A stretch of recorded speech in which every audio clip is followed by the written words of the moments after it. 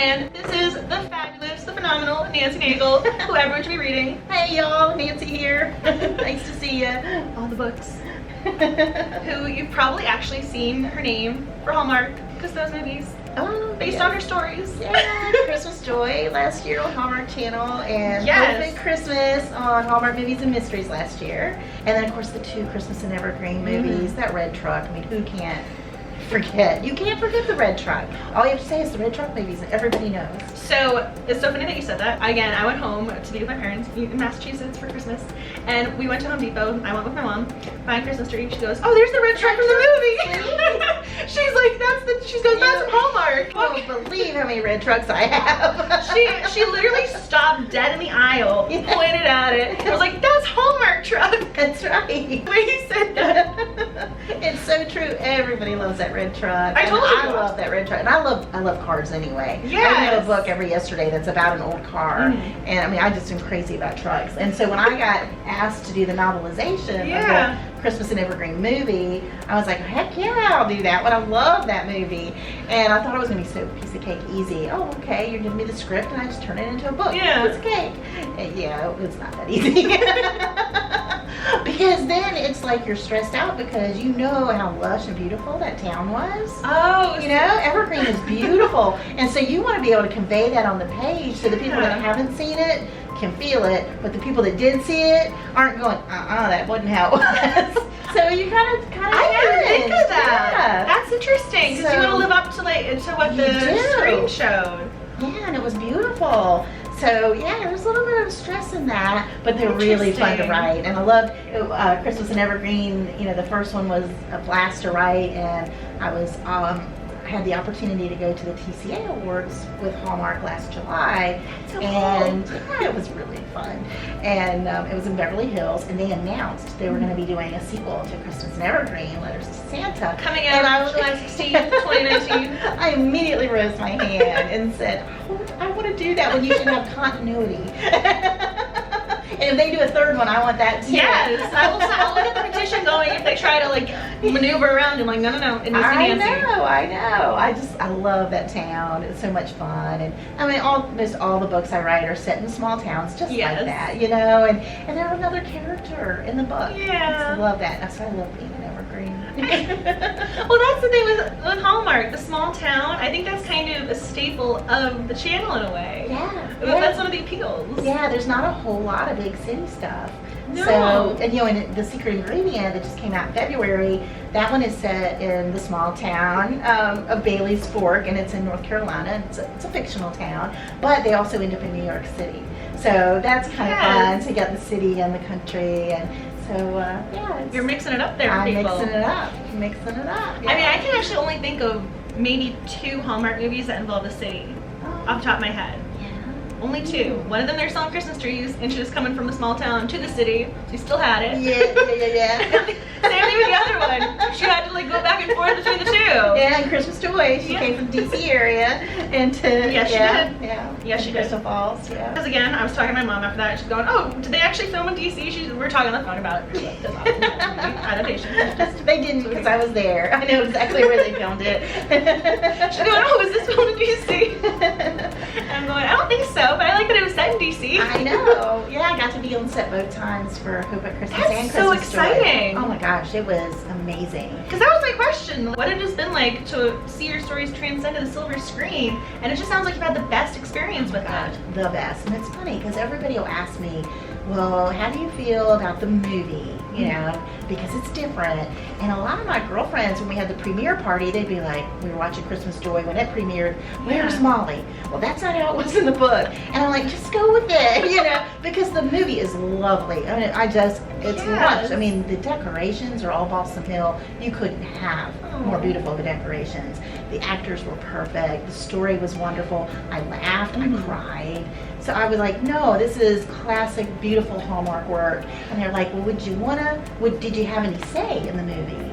And I'm like, no, but I didn't even try. Because, I mean, Hallmark makes beautiful movies. I don't make movies. Who am I to say what should be in there? Aww. You know, I just wouldn't even try. I mean, everything they do is lovely, and I'm just took the pain to be a part of it. And still the essence of the story is there. You know, the town, the hope, the second chances, all the really pertinent parts of the story are still there, and those main characters too. I mean, and bringing them to life is just amazing. So I went on set, and the day I got there, they were filming on Christmas Joy. It was like 70 degrees. They've got snow and dump trucks and everywhere, and they've got snow machines, and I walk over and I see the set, and of course it's just breathtaking. And they start filming, and it's my favorite scene of the whole book. Aww. Which is the one when the ornament breaks. And I sat there watching it, and I just cried. That's one of those scenes. And the producer was there, and she said, well, are you okay? And I was like, it's just perfect. It's perfect. Aww. And so I had a lot of teary moments in Christmas Joy, and I think I was just overwhelmed to see words I wrote and scenes that I had in my head really come to life the way I had pictured them. And so I was sitting in this little black tent, and video village is what they call it, and they've got the video screen in front of me, and I'm watching them film and do the little clapper thing, which really happens. I'm like, I didn't know that really happened.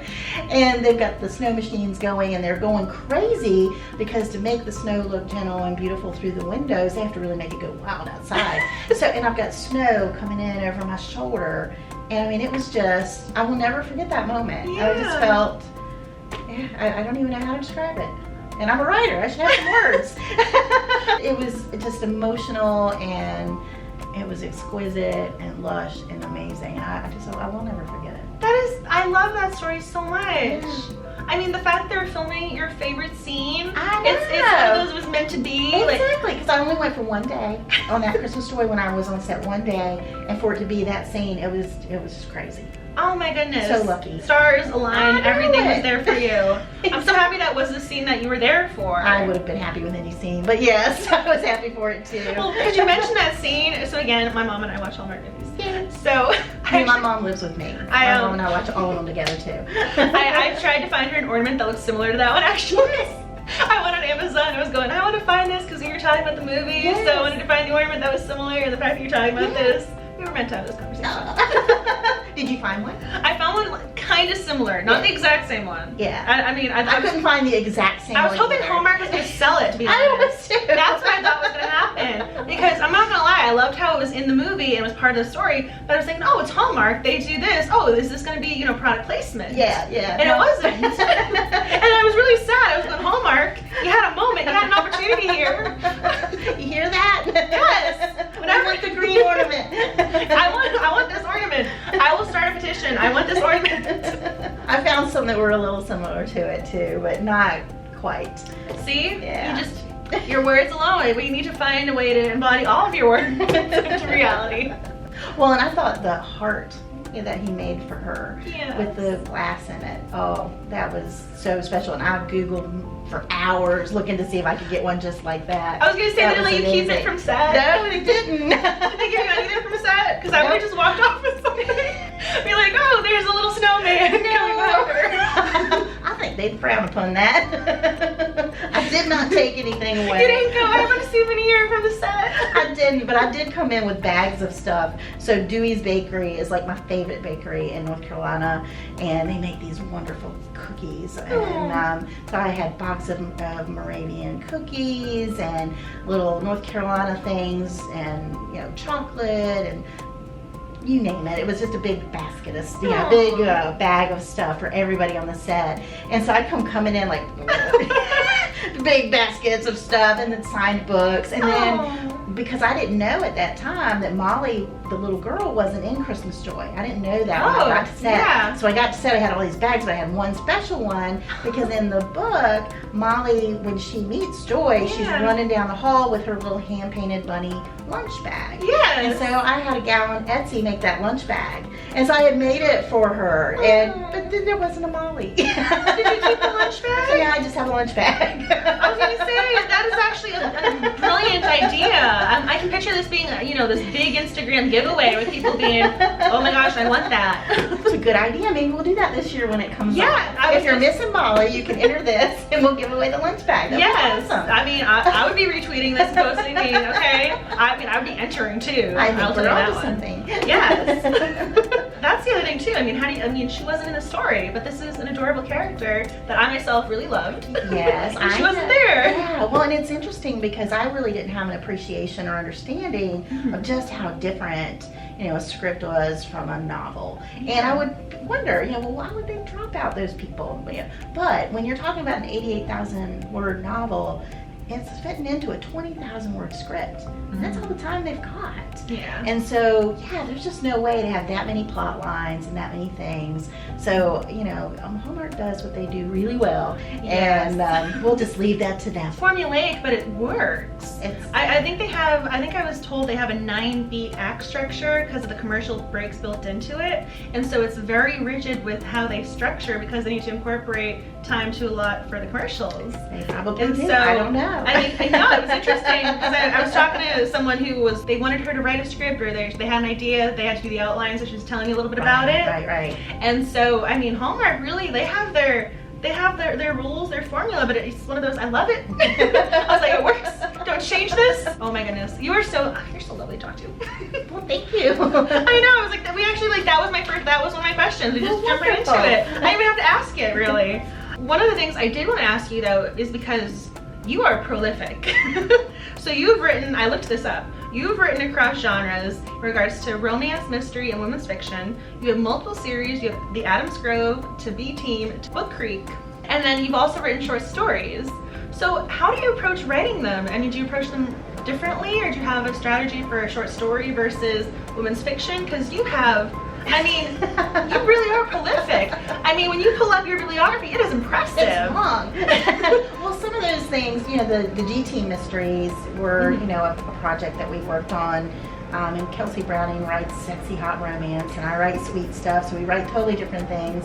But together we write these very comical Southern mysteries, and they're white-collar crimes. They're very soft and funny and just, pure joy reading.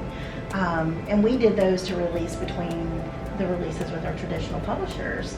And that was just a blast. We had so much fun writing those books that it wasn't like work at all, it was hard work, don't get me wrong, but so much fun. Yeah. And we plotted well together, and we wrote well together, and at the end of the day, we couldn't remember who wrote which lines. Because we both went in with whatever's best for the story. But that's also that was great. Yeah, the voices were consistent. And I learned a lot through that process. Because when you're writing with someone else, you start learning some things that they're doing, and they're learning from you. And so, huge benefit for me, because I was always a pantser. So when I first started writing the Adams Grove series, I didn't really know anything about character arc. It happened just because I was a storyteller. And so I knew how to make it happen, but I didn't even know what it was. I didn't know what the black moment was. There were so many things I didn't know when I first started out that I was very lucky to have had the right editors or just tripped in to getting the stories right. But Kelsey was a big plotter. So I learned a lot from her on how to plot, and that's helped me with being prolific because now that I'm plotting heavier, I'm not having to go back and rewrite as much, and I can get more done. So it usually ends up 2 or 3 releases a year, and so this year I've got... It's amazing. It's crazy, but I'm retired, so this is the only job I have now. But this Secret Ingredient came out in February. Christmas and Evergreen Letters to Santa will be in July. Dear Santa is actually being re-released as mass market paperback in September, and they're putting it under a new title, The Christmas Shop. So I'm going to be sending out a lot of emails to be sure that people that have Dear Santa know that, but the cover's different and it's really cute. So if you like the cover, you might want it anyway. But I'm excited about that because mass market will put it in a lot of people's pockets that couldn't afford the trade paperback. So I'm really happy about that. I remember specifically I purchased that one at Costco. I was there with my dad. Yeah. Again, he just lets me go to the book aisle because that's what you do. And of course I walk away holding your book. and he just looks at me and he just keeps walking. But I found it in Costco, so now I gotta go buy the mass paperback now. I know. And I don't know if they'll have it since it's coming out in September or not, but Or because it's mass market. I don't know if Well, Costco will pick it up, but Christmas Angels you'll find in Costco Okay. in October. So, and that's such a pretty cover. The turquoise. You have the most beautiful. Do you have any say in the covers? I do get to say whether I like it or I have to not. admit, this one, I love the font, and I also have to admit, this caught my attention right away. You have the red and then the green with the fonts. Yeah. For some reason, I just thought, I mean, that's obvious Christmas colors, but I'm going, oh, that's so great that they did that. It is. And the trade paperback covers are just beautiful. Very simple. But it's funny, with St. Martin's Press, you know, I get a couple covers come to me, and every time, without fail, one of them I have fallen in love with. Aw. I mean, it's just, they're that good. So I haven't ever had to fight with them to go back and get other covers. I would if I didn't like it. I definitely would go to the mat on it, but no, I have been blessed with beautiful covers. I love them all. And that's so great that they let you choose, because you don't hear that too often. There was one woman who said they just gave me a cover. It was not necessarily representative of one of her characters, but that was the cover they gave her. But they gave you different mock-ups to look at? They gave me a couple of different mock-ups. I usually 2 is usually what I get, 2 or 3. And then they'll be like, what do you think of this? And I've been so lucky. I mean, every time it's been like, oh yeah, that's the one. I mean, I love it. Or I like this one because of this. In fact, I think it was Hope at Christmas, the 2 choices. There was this one, and there was another one that had like a snow globe on it with a tree in the middle. And I was like, I really like the snow globe, but there's something about the simple tree that that's the one I want. It speaks Christmas. And, yeah. Even the side. Star. Yeah. I love this side because we have, you know, St. Martin's. We got the little green up here. Then we got the red and the red. It's perfect. Yep. You have the Christmas red, and then you have. Yeah, and Christmas Joy. I mean, that first cover that St. Martin's Press did for me, I mean, they just had set the bar this high for themselves. I mean, that is the most gorgeous cover ever, the red with the Christmas tree on. It's really pretty. Yeah, it's really pretty. And I'm going to have to insert the picture right here for y'all, because there's only so many books I could fit in my suitcase when I came. Because we're in New Orleans. We didn't even tell them that. Yes, we're here at Book Lovers Con. And she's being so generous, talking to me and giving me her time, because I love her. She's lovely. I actually specifically, because I have all of her ebooks.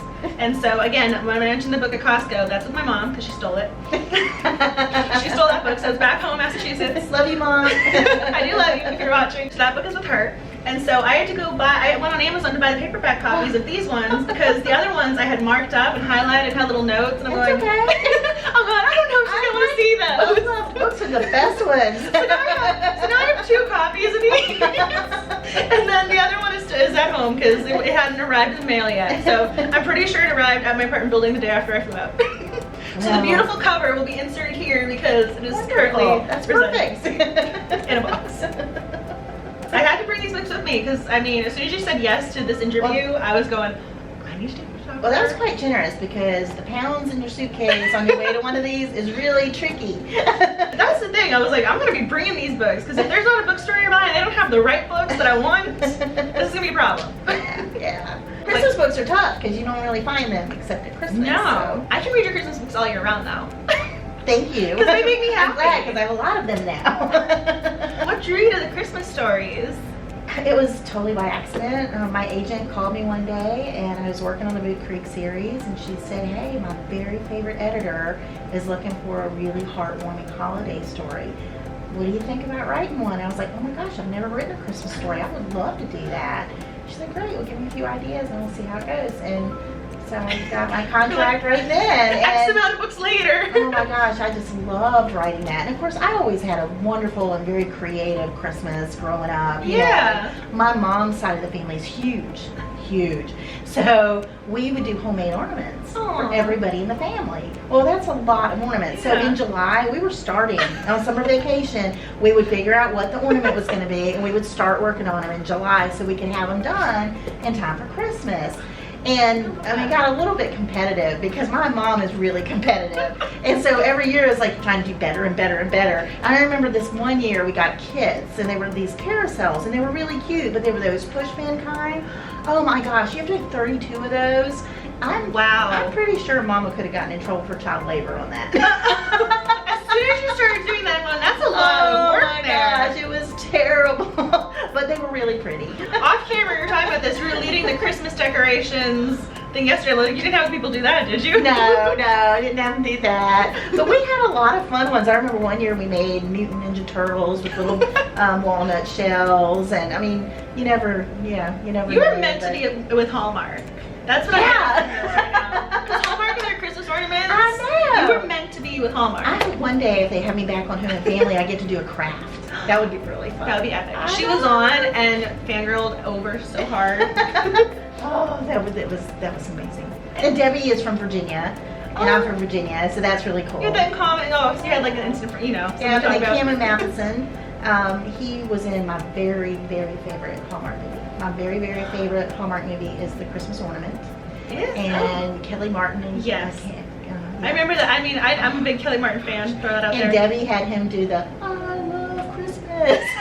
It was awesome. I couldn't believe he really did it. And just, oh, that made my day. But I really do like him because Joanna Fluke, Murder She Baked, that's one of my favorites. Oh, that's one of my favorites. And so Hannah Sweeten on Hallmark Movies and Mysteries. He's the detective. Yes. And so I think I've seen those movies 10 times. Oh, me too. So I could probably say the dialogue with them. But I love those two. I'm just so used to looking at his face in a way. And he's just such a nice, easygoing guy. Oh. I mean, he really is that easygoing.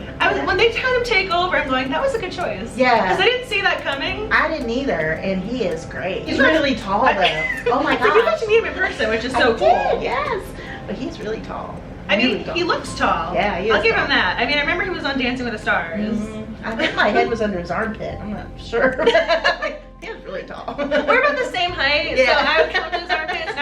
I can picture that. Yeah, yes. I'm not that tall. The other day they had people on stilts at the ferry party, and I'm looking up. I was just looking. I don't know how they do that. How do you advertise for that job? Well, this is the land of Mardi Gras. Yeah, but I mean, how do you post that? Dress up like fairy with lights on you on stilts? I don't think that's even a problem in this town. At Mardi Gras, they got all that stuff all the time. People already have that on their CV. Yeah. It's normal. Oh my gosh. Business as usual. Have you been here before then? I have. Okay, because this is my first time here, and so right now I've just been at Book Lovers Con. Oh, so yeah, the food is pretty amazing and very different. Yes. And the swamp tours are pretty cool with the gators and stuff. Yeah, I'm not sure how I feel about that one.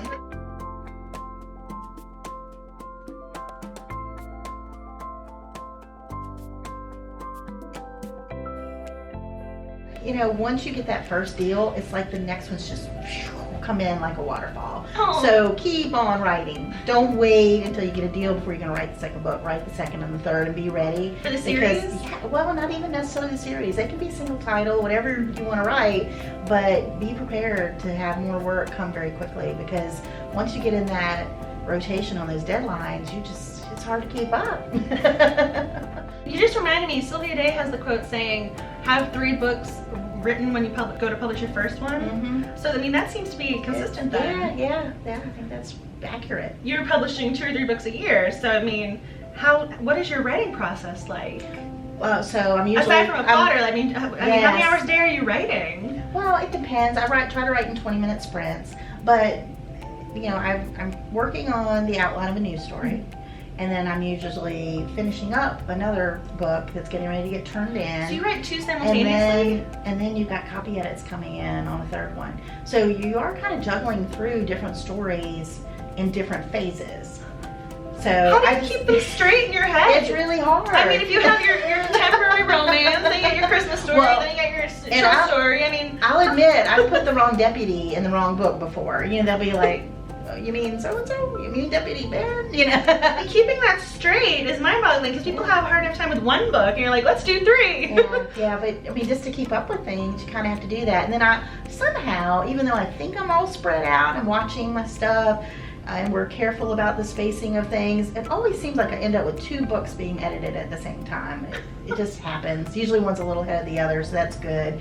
Because some of the last, the copy edits and the proofs don't take quite as long. Although proofreading seems like the hardest, because you're trying to catch every teeny little mistake.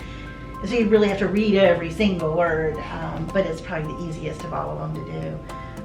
But when those developmental edits come in, they can be, you know, a little bit more rework, or you might have a problem in your timeline. Like, okay, this was Tuesday, and now you are a week ahead. How did this happen? How did they get there? Oops. You know. Time travel. When I time travel back in time, that's always very helpful. So occasionally I'll have a timeline issue that I'll have to, you know, untangle, and then that usually means I've got other things all threaded in there that need to be fixed too. I mean, how do you compartmentalize? I mean, do you work on one portion in the morning for book 1 and then work on book 2 in the afternoon? I mean, how do you allocate your time with that? Yeah, it definitely depends on what's due when. Well, not yeah, I definitely. Yeah, but I definitely work on one thing for a certain amount of time. So you know, if I'm working on edits, I might get up in the morning, and which isn't very early. I usually don't get up till like 9:30. So around 10:30 or 11, then I start, you know, working, and then I'll work till 4 or 5, and then usually I'll have dinner. You started things, and then I'll work on the other thing late at night. Go back to that.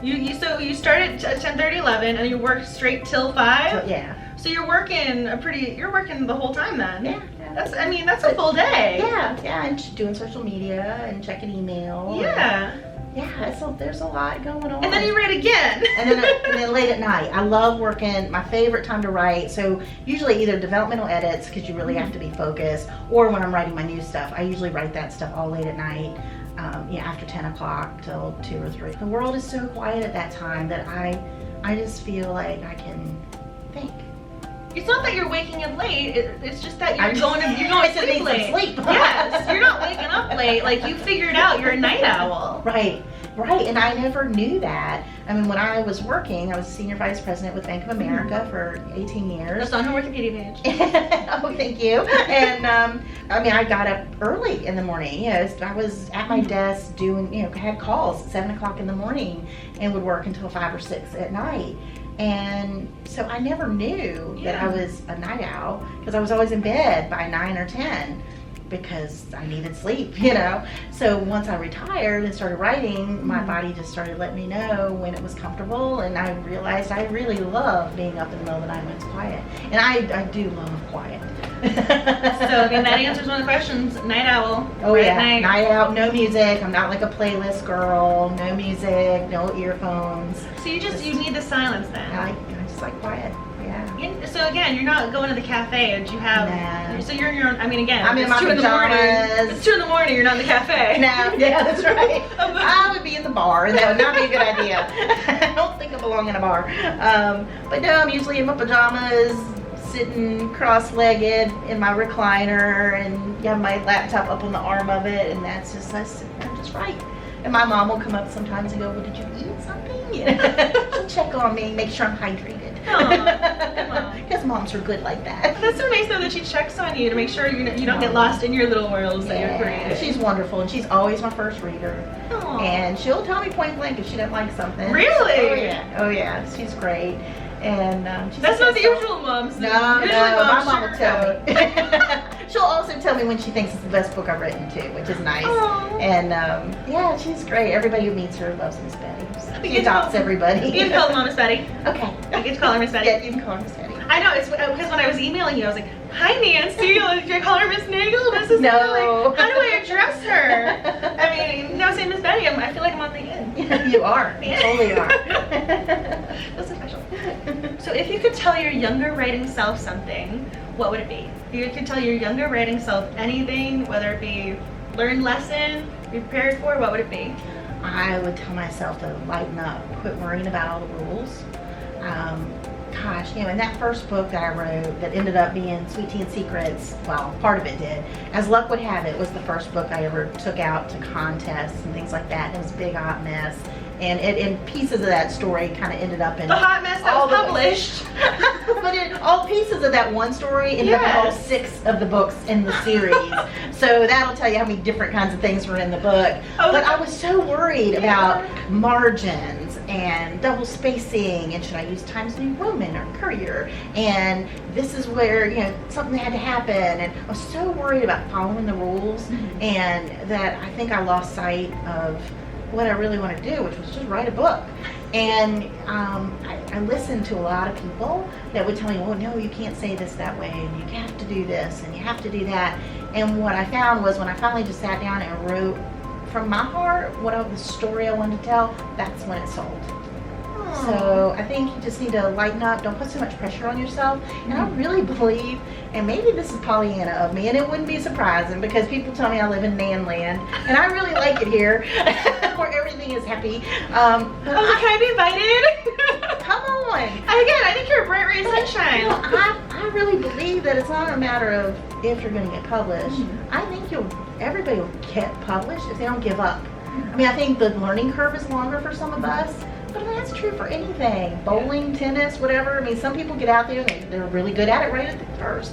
Other people have to take lessons. And, so I think you just have to invest yourself in telling the story you want to tell. And believe in yourself. And your voice is your voice. Your voice is the only thing you really own, right? Because ideas, I mean, these plots have all been done 100 times.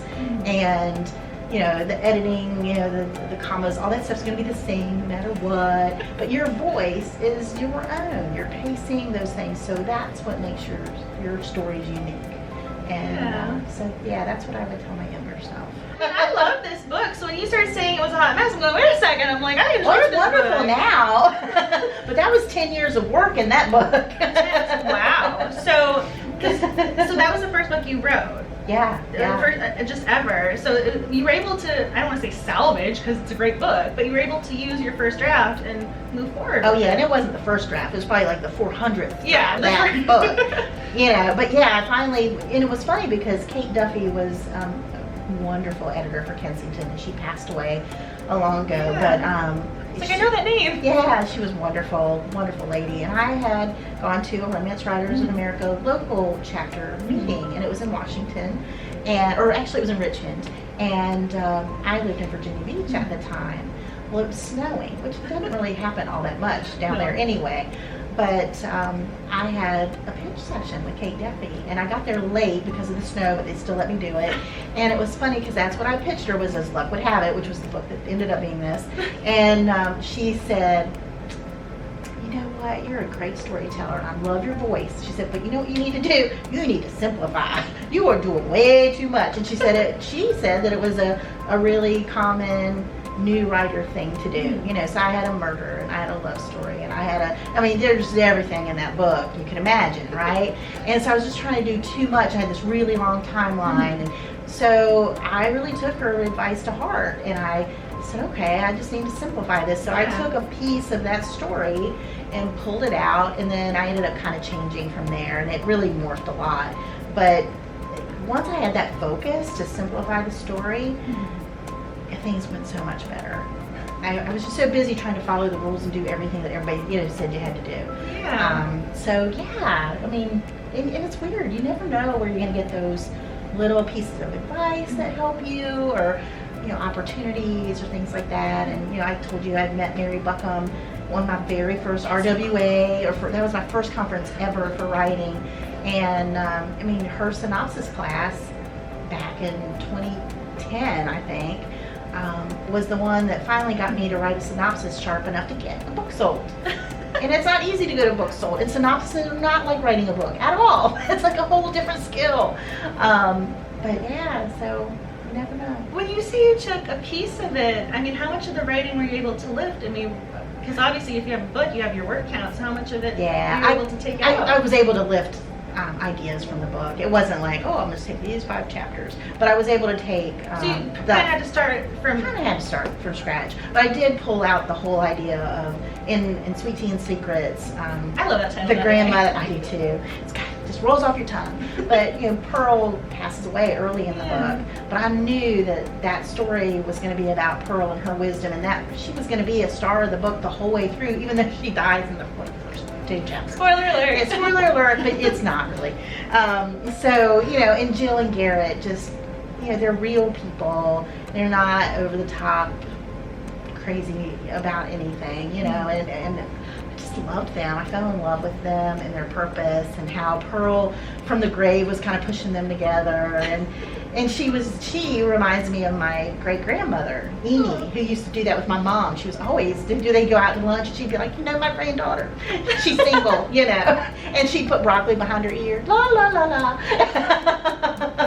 Can I be a for your family. This At is the end amazing. of the first chapter, I have Pearl put broccoli behind her ear, and just thinking about my grandmother and how she said what was on her mind, and she's just gonna do it, kind of matriarch, and I loved it. But yeah, so there were a lot of other pieces though. In As Love Would Have It, I also had a lot of like lucky signs, like cardinals and ladybugs and all this stuff going on that this girl believed in, and that story actually ended up being in a different book in the series. Yeah. And I think it was Mint Juleps and Justice. Which again, I love the titles of these books. They make us so happy. How do you come up with these titles? Well, yeah, originally, so when I pitched this story the first time, I renamed it Pearls of Wisdom. Aww, Which I thought was really I like good that title. I know, but I got feedback that it was a little too inspirational sounding, and the book wasn't inspirational. So I was like, okay, so I went out on Facebook and I was like, hey y'all, I need a good Southern title for this, it's romance, but it's kind of got this little suspense mystery thread to it, small town. And so people started sending me things and, sweet tea and all that. And somehow there was I took this person's sweet tea idea and this person's secrets and came up with Sweet Tea and Secrets. And so Mint Juleps and Justice, that one in particular, I had to come up with because my editor wanted a book with mint juleps in the title. Just because she's like, I love the South, I want a book that has mint juleps in it. I'm like, okay. The creative and I'm process. like, I don't even like mint juleps. And she's like, well, it's just be the best thing. And so I'm like, okay. So then Mint Juleps and Justice, I said, okay, well, I'll add Kentucky Derby stuff and horses to it so we can have mint juleps, because I don't know how else to get mint juleps in it, because I live in the South and we don't drink them and I don't like them. But so that's how that name came up. I had to come up with something that had the little rhyme to it. So Mint Juleps and Justice, that'll work. I love how this is how this came. Yeah, so it's here. really not as scientific as you think. I know. I'm picturing you like with these plots, and then all of a sudden you do this. I mean, the creative behind the scenes process is amazing. Yes. So yeah, you never I know. like mint juleps. Okay. Do with that what you will. And that's really, it's really a different book. Out of all the books I've written, that's a much darker book. I did notice that. Yeah, the tone. and I even have the bad guy's point of view, and that was really creepy to write in the bad guy's point of view, because he is really creepy. I mean, he's like a bad guy, put him on death row kind of guy, Yeah. And it's true. Because at the time I thought I might write some kind of thriller stuff, and then I realized that I'm just too nice to do those kind of books. My voice won't carry it. I mean, again, I think you're the bright ray of sunshine. That's what she is. So I found my right alley now. I mean, again, I think you could write a takeout menu and buy it. But I mean, when you say suspense, I'm thinking, very murderous, and I'm going. I can't really picture you doing like the Stephen King Right? books. Yeah, no. But my Sweet Tea and Secrets was actually a debut novel for the International Thriller Writers Association. Really? So I was a debut author with them. And I'm still a member of ITW, even though I don't write anything really heavy thrillerish. But I also a member of Mystery Writers of America, because I like getting the different, learning from the different sides, because you're looking at things from a different angle. Yeah. And, that's where big Do you think creativity and innovation comes in, I think. Do you find them different? Because again, you're talking about RWA versus mystery. I mean, how does that, when you go to RWA versus going to a mystery conference, how do they differ? Well, the conference is totally different, first of all, because, RWA is 3,000 women. And Mystery Writers of America, they're Boucher Khan or, Malice. They're very much male and female, and a lot calmer. But, the techniques that they use in their books are very different in a mystery. And so you can really pick up some new things that you can use in your own writing and make it sharper, I think. What was the one where you're going, this is different, between the two, where you're going, this is the one that struck you? Oh, well, RWA struck me for sure, because those were the stories I read. I mean, everything on my shelf, Mira and St. Martin's Press and HarperCollins and, Harlequin, and so I knew that was where I was going to be. What was it about mystery where you're going, okay, you are so different than RWA over here, when they said something about writing? What was one of their techniques where you're going, this is new, this is something I haven't read before, or come across before? Some of it was in how they actually plot out the investigations and stuff, and even some of the classes that they had Dr. Bill Bass, I think was his name. He did the Body Farm, and so he did all kinds of science, you know, about, you know, decaying of the bodies and that kind of stuff. And he would show us different things about the forensics and how they would decision things. And he even told us this one time he had this skull and it was sitting up, you know, on this little mount, and he's showing like where the bullet hole was. And he said, yeah, my wife doesn't really like this, but it works really well. And he takes out this long knitting needle of his wife's and he puts it through, and he's like, that's what direction the bullet came through. You know, so some of those things I may never actually use, but just the thought process of, well, what happened, how did it happen, why, and digging a little deeper, definitely, you know, I keep that stuff in mind now. To me, the main difference is you have the romance, which is very emotion driven, and then mystery, you have a lot of plot, where you also have motion and plot in both. Right. But I think you kind of have more plot over here and more emotion. Yeah, and I'm not sure what made me think I was going to be a good mystery writer. I think you can write anything. But no, because like when I watch Magnum P.I., I can't figure it out. I mean, Heart to Heart, I'm on the edge of my seat. You know, I loved all those old shows, but I never could figure it out. Which is now on 3 to 6 a.m. on Hallmark Movies and Mysteries. That's right. Thank goodness. After you finish writing at 2 a.m., you watch Heart to Heart. Yeah, I do. And I still love 70 Powers hair. I think it's awesome. I love talking to you. You're amazing. I'm like, I'm like, and there were pre-written questions. I'm like, I would just throw them out the window. Okay. This is a fun question, and I'm kind of curious where we're going with this. So as a writer, what would you choose as your mascot, spirit animal, or just an avatar? What would represent you as a writer? A puppy. I thought you were gonna say Christmas tree or like something. I was wondering what she was gonna say. A puppy. What type of puppy? Any puppy. Are you kidding? All puppies are wonderful. Puppy breath is the cure of everything. I would want a puppy. Do you have a dog? I have 2 dogs. So I have a chocolate lab. His name is Dakota, and he weighs about 75 pounds, I guess. Wow. And he is, I think he's 8. And then Sarge, we call him Large Sarge, is a 175-pound Great Pyrenees Neapolitan Mastiff mix. And he is just huge, and he is just a big, sweet, loving couch. He doesn't like to do much of anything. He just lays around a lot. But he is just a cool dog. I love him. Meanwhile, I have my 5-pound teacup Maltese. Aww. So you say... Oh, you could like sit him on Sarge's head and Sarge would just be like, hey man. But the thing is too, Max would probably bark at him thinking he could take him, which is... Little dogs, they're like that. And Sarge would run away if he barked at him. I am sure. My little dog just barking. We can see this happening. Yes. This can be a book. Yes. Little 5-pound teacup Maltese taking on the bigger dog. This was a question I Googled some, so I wrote the other ones myself. Okay. This one I found on the internet. Oh. I thought it was interesting. Okay. What is the best money you've ever spent as a writer? Like if you bought a special writing chair, or if you bought a writing desk? You know what? The best money I spent was on my Mac. I was a PC girl forever, and it really took me a long time to convert to Mac. And when I did, it was the best thing that ever happened, because then I was even able to use like the Scrivener version for Mac, which has a lot more power to it. It has a lot of other tools that you can use within it. So yeah, my Mac was hands down the best thing from a writer's perspective that I spent my money on.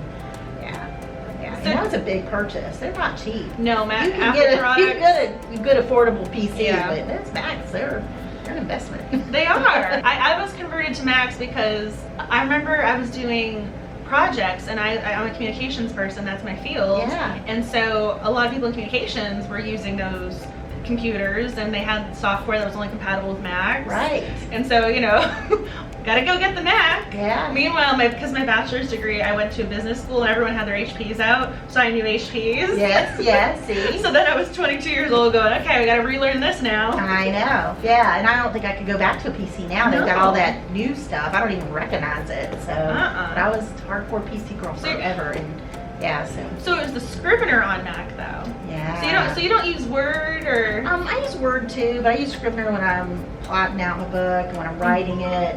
And even in my developmental edits, I'll leave it in Scrivener because it's so easy to move things around. If I have a timeline issue or something, or I need to tighten something up, it's easy to shift everything around.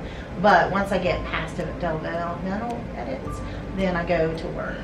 I think you need to get like an endorsement deal from Scrivener and going, hey, look at me. Like, my books are Hallmark movies. I use your software. Can I get a free upload? Oh, I think a lot of people use that software.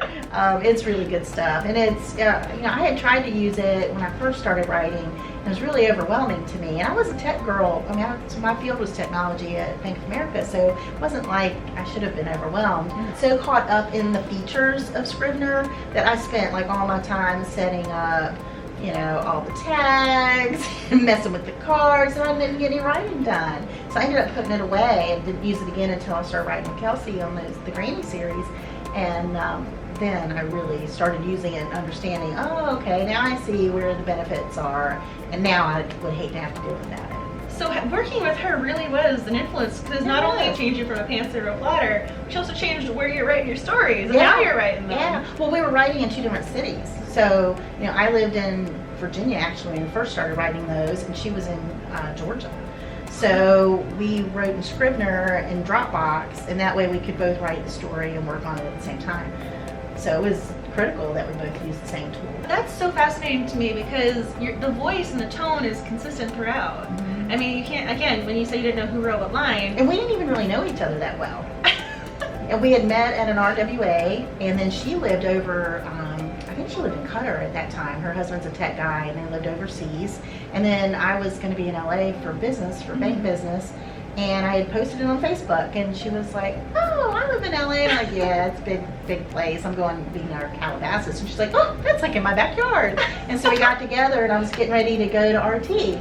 And it was in Chicago that year, and I had a friend that was supposed to help me, and she had backed out, and Kelsey said, well, I'll come with you. And I was like, great. And that we didn't even really know each other, but we spent that week together, and we came up with the idea for the Granny series during that stay and started writing it, and you know, got to know each other through that process, and became very best friends. And you know, her mom, my mom, you know, is Miss Betty. Yeah, Miss Betty loves Miss Kelsey, and Kelsey's mom is who we dedicated In for a Penny to, the first book in that series. Aww. And she had passed away right before we published it, so That's so sad, but yeah. That was so nice of you to dedicate it to her, though. yeah, and we put in the dedication that as soon as we figured out the postage to heaven, she never booked. Oh. As I go to cry, I was trying to come up with some fun questions for you. Okay. So I came up with some either-or questions. Oh, fun. And I have Christmas either-or questions. Ooh, you are good. The Christmas either-or questions. All right, here we go. Okay. White Christmas or Jingle Bells? Jingle bells. Sleigh ride or walking down the snow-filled street? Sleigh ride. I'll Be Home for Christmas or Last Christmas? I'll be home for Christmas. Baby It's Cold Outside or Rock Around the Christmas Tree? Oh, that's hard. Baby, it's cold outside. As you immediately answer. It's hard. Wait, It was hard, but a real or a fake Christmas tree? oh, real. Wrapped presents or gift bags? Oh, wraps. No gift bags. Red or green? Red. Candy canes or gingerbread house? Gingerbread house. Chocolate cake or peppermint tea? Or hot chocolate or peppermint tea? Oh. I like how I Can jumped mix down. them? I jumped down to cake or cookies. Hot chocolate or peppermint Oh, hot chocolate. tea? And then cake or cookies? Cookies. Snowman or snow angel? Oh, gosh. Snow angels. Sledding or snowball fight? Snowball fight. Christmas Eve or Christmas Day? Oh, gosh. Christmas Day. This is one of my few questions that I have going with my parents. White Christmas lights or multicolored Christmas lights? White. You are a white Christmas lights person. Well, I am both. So, you know, I did 6 Christmas trees for my premiere party. And because it was in October, they were all fake. Well, I was decorating in October. So the That is amazing. Premiere Christmas Joy was November 2nd. I was on Home and Family November 1st. But I was in LA October 30th. So I had to decorate the week before Halloween for the party because I was going to be in LA. And so I had to have 6 fake Christmas trees. Oh, and so, yes, I had multicolored lights on my red truck tree. I had gold lights on my gold shimmery pretty fancy tree in my living room, and then I had white lights on my western tree, and then out front we had multicolored lights on 3 trees out front. That is amazing. So a little bit of everything, but I like white lights. Well, because my next question was Christmas lights on the house or in the house, or both. Both. Usually it would be in. We did them outside this year, but yeah, I'm in. And then the Christmas tree, again, one of my questions was Christmas tree in the house or outside? Both. You really are just the queen of Christmas. I love it. She's the queen of it. Christmas. I love it. I love it. I can see you, the Christmas tree shop should just put you on the poster somewhere. There's a beautiful Christmas tree shop in Calabash. Oh my gosh. Oh my gosh. It's it wonderful. was meant to be for you. It was. I'm pretty sure if I lived in close proximity to one, I would be, in debt. Yeah. Probably wouldn't be good. It was fun to write Dear Santa because she owns that Christmas shop. Yes. And if you haven't read Dear should. Santa, which will be the Christmas shop in Mass Market paperback in September, it is a retelling of You've Got Mail, but it's between Christmas shops.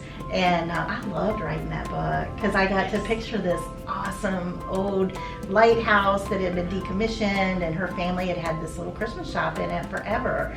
And her great-great-grandmama had made Christmas ornaments out of the old wicks that were left. The wicks that were left in that lighthouse, she repurposed into ornaments to sell to make money. And that's kind of how the story got started. And when I picture those, shelves that her granddaddy had built, and they're full of the villages and the trains, and I loved being there. Again, she's a storyteller. We can see this. And then I only had a couple more. It was The Polar Express or The Night Before Christmas. 'Twas the night before Christmas. 'Twas the night before Christmas. Snowflakes on Christmas Eve or a clear sky on Christmas Eve. Snowflakes. Christmas shopping online or in store? Online. 100%. This was the final one. Black Friday or Cyber Monday? Cyber Monday. As soon as you said that, you knew where she was going with this I one. went to Black Friday shopping one time, and I got up and I thought I was doing so good. It was like 4:45, left my house, got to the shopping center. There were so many cars there. People lined up. I could not believe how many people were already there. And I parked, and then I thought, this is crazy. I'm not sitting out here for 2 hours. So I got in my car and went back home. I've never Christmas shopped on Black Friday. I don't think I could ever do it either. Well, that always concerns me when you see the things on television, which I'm sure they're the worst The scenarios. stampedes. Yeah, where they have the stampedes and people behaving badly and fighting over a sweater or something. And I'm like, hopefully those are few and far between. But in my head, I'm like, I don't think I want to be around that. Also, we're not as tall. We're not tall. So we're going to be like just under Roosie the Crush. That's right. We'd be like, "Oh." It's like I can't see us doing well in the stampede. No. And I'm not that aggressive. If somebody was No. like, I want that, I go, okay. I'd be like, it looks pretty on you. Yeah. The color will go on your skin tone. Right. Yeah. Definitely no Black Friday shopping here. Those were all my questions. Wonderful. Well, thank you. You are so sweet. I love chatting with you. This just you put the biggest smile on my face. It's been a wonderful afternoon for me. You just made like Book Lovers Con. It's like mic drop. We're good. It's like we're good. Drop the mic. Oh my gosh. For everyone watching, I was going to ask if you could sign a couple of the little printouts. Yes. So then I could do maybe a little giveaway with Rafflecopter so people could add this to their library or add it to their bookshelves or something. That would be awesome. I'd be happy to do that. So, y'all, I'll put the information down below in the description box. So be on the lookout for that. And I have a few autographed secret ingredient recipe cards from Hallmark. I'll be happy to give you a few of those.